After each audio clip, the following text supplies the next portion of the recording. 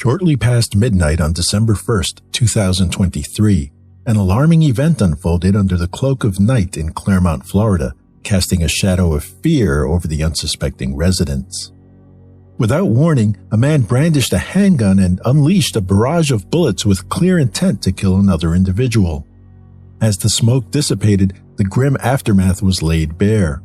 Multiple vehicles riddled with gunfire, a neighborhood shaken to its core, and the shooter still at large. The search for answers would lead detectives through witness interviews, analysis of surveillance footage, and cell phone data examination. Still, and perhaps most disturbing, it would reveal a chilling disregard for human life. Let's dive into the case of I'd Do Anything for You.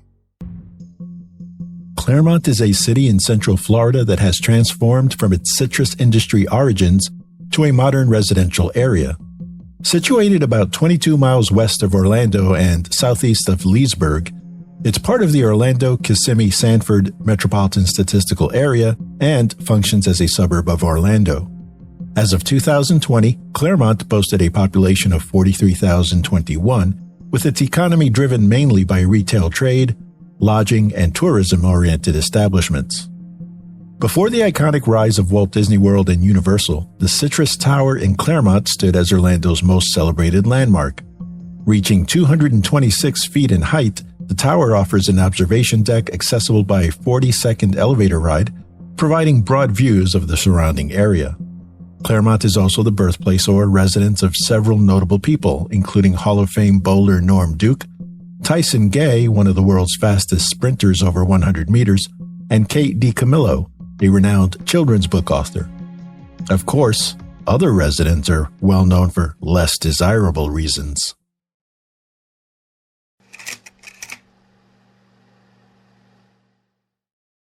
"21-year-old Ariana Gajraj is a native New Yorker, originally from the Bronx. Her family relocated to Central Florida in her childhood years. After graduating from Lake Mineola High School, she enrolled at Valencia College in Orlando, where she earned academic honors in 2021. Ariana was most recently employed at the Krusty Krab seafood restaurant in Orlando. Brandon Perella is a 24-year-old male who is immersed in the streetcar racing scene. He is passionate about tricked-out cars and had his own startup doing aftermarket vehicle modifications. There is no publicly available information about his educational history. He has had several traffic violations over the years, but no record of violent offenses. Ariana and Brandon met at a local car meet and started a romantic relationship in January 2023. They lived together on and off until their relationship ended sometime in September. On the evening of November 30th, Ariana reached out to her friend Dion Ramlagan to hang out and talk about her issues with Brandon. Unfortunately for Dion, it was not long before he went from shoulder to cry on to being deeply embroiled in someone else's relationship drama. Around 1:53 a.m., the Lake County Sheriff's Office was called to a shooting incident in the 14,000 block of Peppermill Trail in Claremont. At the crime scene, officers found Dion's vehicle and a Massey work truck peppered with bullets, recovering 21 spent 9mm casings. Despite the gunfire, Dion was unharmed. He told the police that he had gone to Ariana's place around midnight to discuss her ex, Brandon Perella, and to smoke marijuana. Dion mentioned Brandon had been sending him threatening messages, accusing him of being romantically involved with Ariana. This led him to question if Brandon could track Ariana's location. She believed he couldn't. According to Dion, after parking in the Greater Hills subdivision, a white Toyota Camry approached, and the driver, resembling Brandon and armed with a handgun similar to one seen on Brandon's Instagram, fired at Dion's car with him and Ariana inside. Dion managed to escape, dropping Ariana off and then reporting the incident to the Claremont police. During Dion's interview with officers, he produced screenshots of text conversations between him and Brandon. The first message from Brandon stated, "Ari told me something about you," followed by, "Just don't make me F you up. Take it how you want." Dion asked what he meant by that and asked to speak with him about it. Brandon did not reply immediately. Instead, through an Instagram account later that week, he replied, "Do I have to smack the shit out of you? You said you a threat to me, LMAO. You want me to drag you down Colonial? On live. You got me super effed up. You a little blank. On God, when I see you, it's on sight, and that goes for your blank-ass friends, too. Dion admitted to officers that he had a loaded firearm at the time of the shooting, which he claims to have not used in 6 months. Based on Dion's account of the shooter, the vehicle, and the firearm used, law enforcement officers were convinced that he could positively identify Brandon as the assailant. Furthermore, Brandon's threatening messages to Dion suggested jealousy or suspicion of an affair between Dion and Ariana, hinting at a motive and potential premeditation for the crime. To corroborate Dion's statements and possibly confirm a motive for the attack, detectives scheduled a voluntary meeting with Ariana at the Tin and Taco restaurant in Orlando.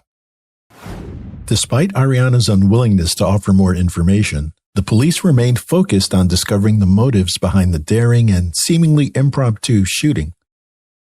With the evidence gathered thus far, a crucial question lingered. Was the shooting a spontaneous act of recklessness in a tranquil neighborhood? Or was there a more malicious intention behind it? Following their interviews with witnesses, the investigation's momentum picked up as flock camera footage came to light. Surveillance identified a white Toyota Camry crossing into Lake County at 1:13 a.m., and upon examining the license plate information, it was discovered that the vehicle was registered to an adult male residing at the same Orlando address as Brandon. Next, detectives met with management at Brandon's apartment complex on Wellesley Lake Drive. They confirmed that while Brandon isn't listed on the lease, he lives there with his family, including his stepfather, the registered owner of the white Camry. This visit was followed by a significant lead.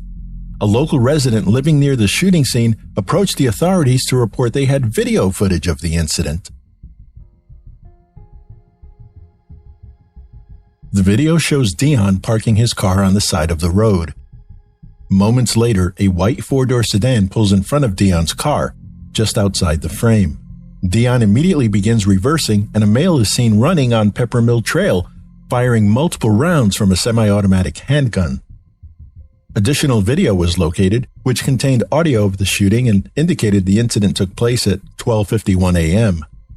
At this point, investigators believed they had enough to obtain an arrest warrant for Brandon Perella. As part of their thorough investigation, detectives secured warrants to examine Brandon and Ariana's phone and Instagram records. A pivotal find was the discovery of the Pinger app on Ariana's phone, which contradicted her earlier claims. She had previously insisted on only minimal contact with Brandon before and after the incident, yet the app's logs revealed hundreds of messages between them in a 6-hour window leading up to the shooting.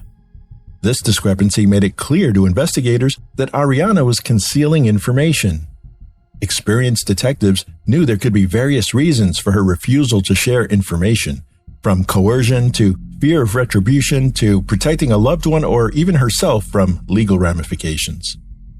To establish the truth, the next step was to meticulously examine the content of those messages. The extensive text conversation between Ariana and Brandon began at 6:12 p.m. on the night of the shooting, with Ariana confronting Brandon about their past relationship troubles. They eventually reconciled and, shockingly, pivoted to discussing sinister plans. Brandon made it clear he wanted to kill Dion, and he and Ariana brainstormed ideas on how to best accomplish that. Ariana offered to use their relationship issues as a ruse to draw Dion outside.